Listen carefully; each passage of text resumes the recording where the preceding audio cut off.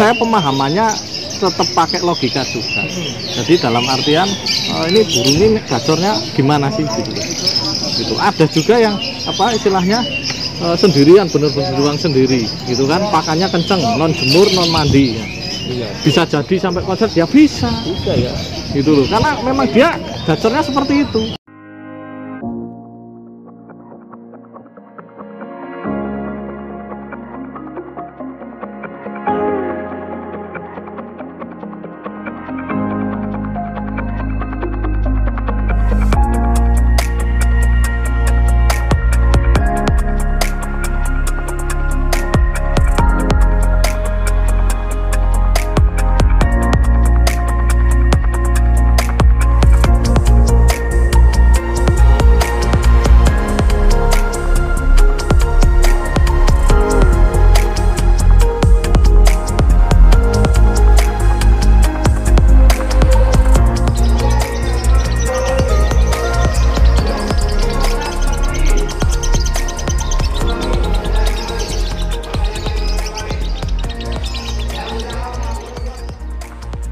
Kan sekarang bawa burung banyak banget ini.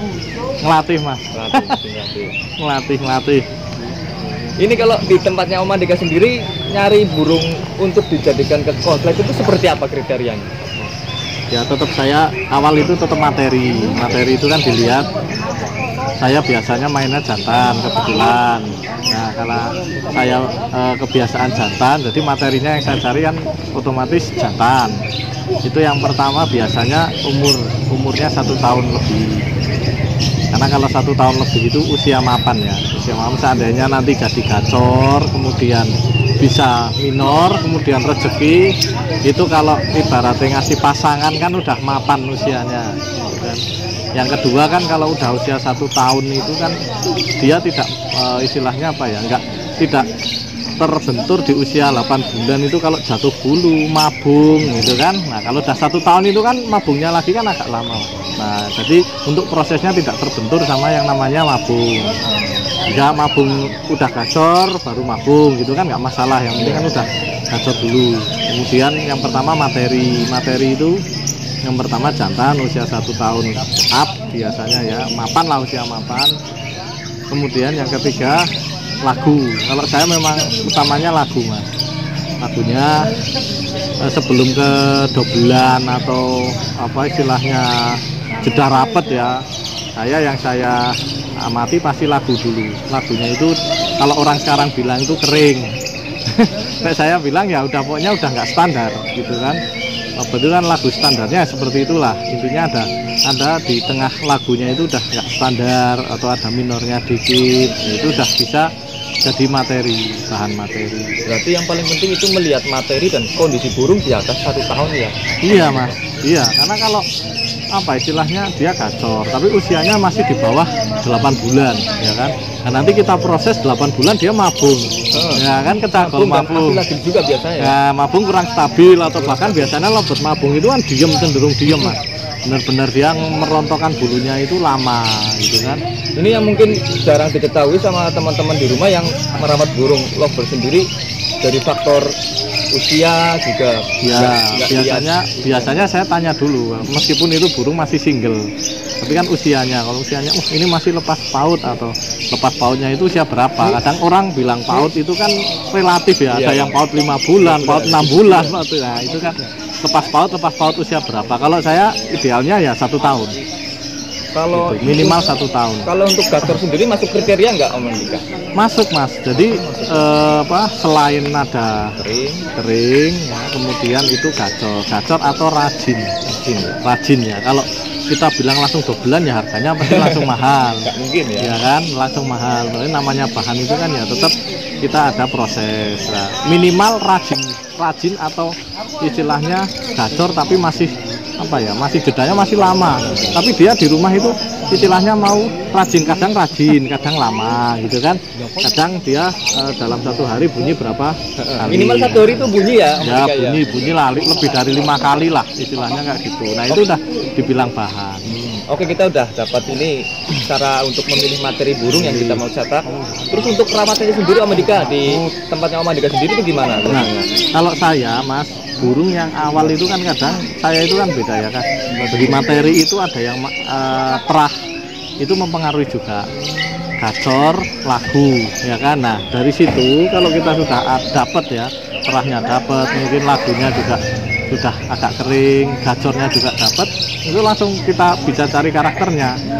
Karakter mau jemur atau non jemur, nah, terus pakan, kenceng apa polos, EF. Kalau jagung sih saya relatif paling seminggu paling 1 kali Mas, nggak terlalu over jagung saya. Jadi kalau jagung itu malah saya seneng ngobet kalau yang udah jadi dia buat settingan lapang aja gitu. Tapi kalau pada saat proses saya jarang kasih jagung. Bener-bener kalau memang kenceng ya udah pakan polos, kena risit apa itu Auto kencang. iya udah kenceng sendiri kan di situ. Kemudian yang kedua itu pemahaman karakter, jadi kalau misalkan kita habis beli kemudian kebetulan di saya itu kan ruangannya udah banyak burung, jadi di situ itu koloni mainnya, koloni nanti dijejer, jantan-jantan ya jantan semua. Nah, terus nanti kalau pagi itu jemur dikasih space, dikasih jeda. Biasanya di koloni nempel gitu kan, sudah sangkar bulat semua nempel. Nanti kalau tiap pagi itu dijemur tapi dikasih spasi jarak lah, terlalu ya 1 meter atau berapa. Pertama manggil-manggil, nanti ada yang mau gacor. Kalau di situ dia belum mau gacor, berarti dia di koloni kurang cocok. Ya sendirikan aja. Pemahamannya itu karakternya kayak gitu Mas. Ini justru malah kebalik sama teman-teman yang lain kerawat burung ya. Kalau teman-teman kan gacor ambil ini, tapi ya. ini malah justru sering Ya. diam, malah justru lebih baik Iya, ambil, saya ya. ambil. Karena mungkin Jadi, nggak cocok karena ya, gini, Om Andika. kita pemahaman karakter itu kan ibaratnya 1, 2, 3 bulan. Ya, kalau menurut saya 3 bulan pemahaman karakter itu cukup lama. Seandainya 2 bulan dia dijemur, jejer gitu nggak bunyi ya ngapain diterusin, Iya, gitu loh. Ya kan, ya udah sendiriin cabut aja. Kita kan nyari gacornya Mas. Bener. Pemahaman karakter itu kan mencari titik gacornya burung. Pemahaman karakter aja sampai 3 bulan ya, Om Nah, kan Andika. misalkan 3 bulan kita nggak bisa dijemur jejer kayak gitu, pakan kenceng sudah nggak mau, polos sudah tetap nggak mau, ya ngapain kita teruskan di situ kan? Ambil aja kan, sendirikan atau mungkin dijejer di ruangan bawah atau naruhnya di candel semua gitu. Boleh candel semua, kasih sekat atau tanpa sekat, yang terpenting nanti tiap pagi itu pisah dari koloninya gitu loh. Tapi tanpa jemur gitu kan. Iya, bener. Nah dengan kayak gitu nanti burung biasanya itu mau Mas, tetap.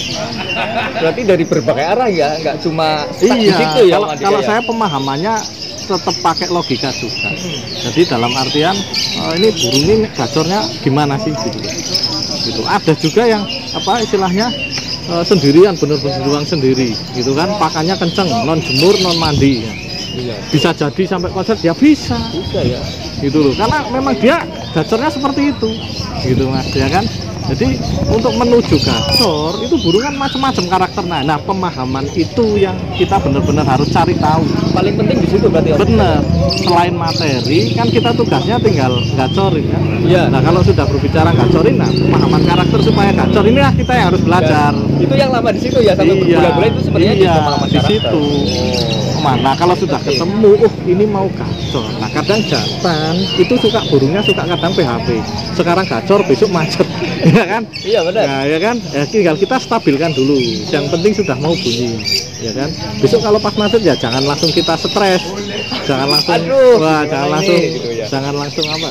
Jangan langsung pesimis lah. Istilahnya tetap pemahaman karakter itu butuh waktu.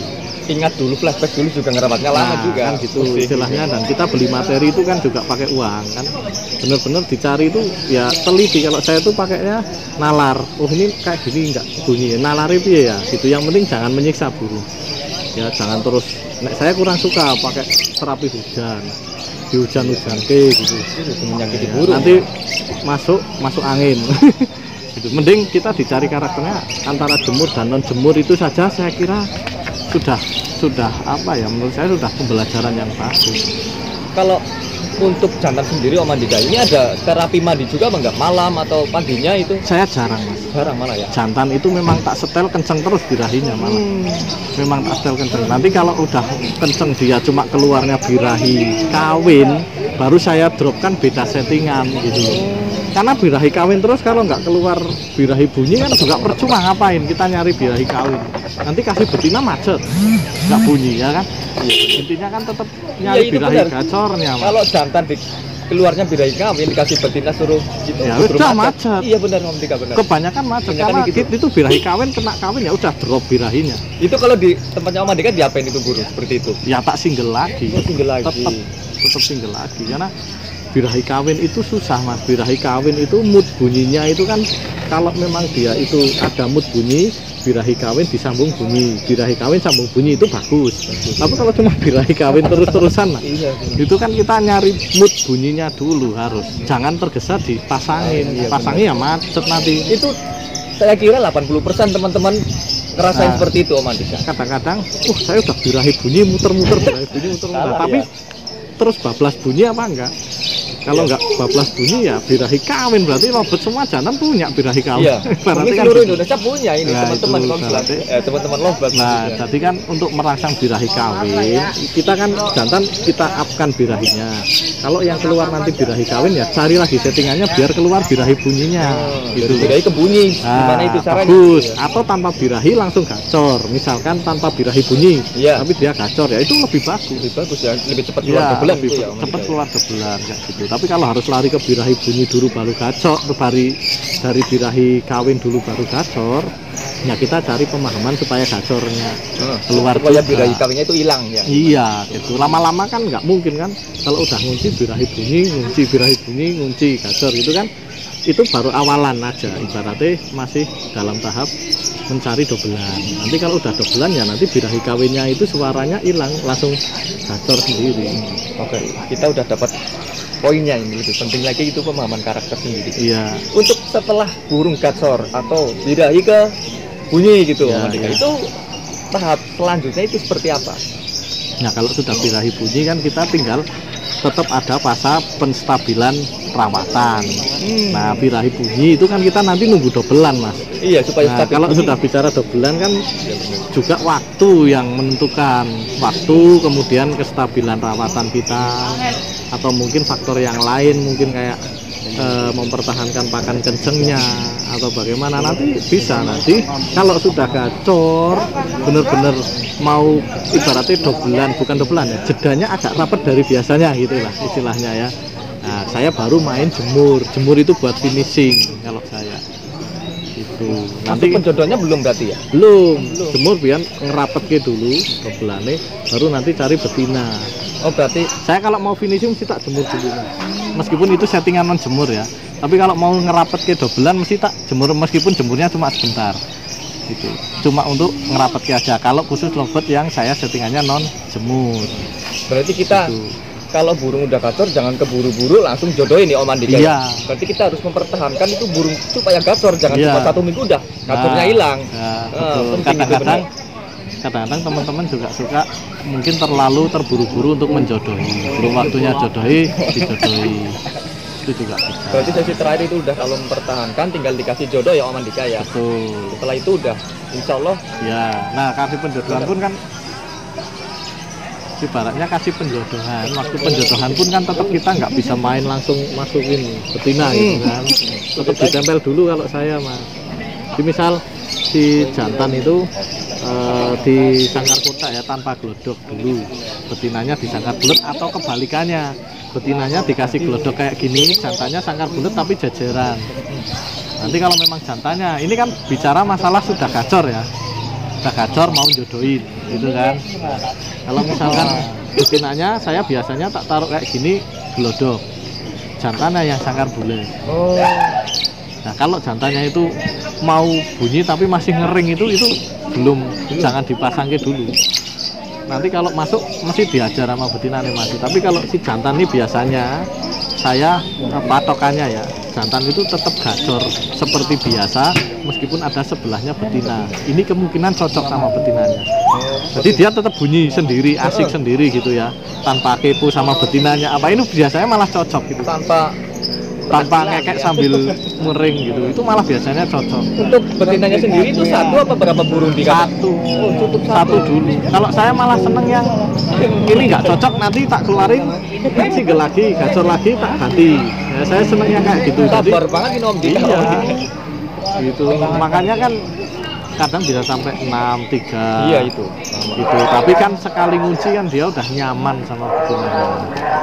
Oke, ini Om Dika mungkin udah sore ini, Ya, udah maghrib juga, kandangan udah selesai mau tutup.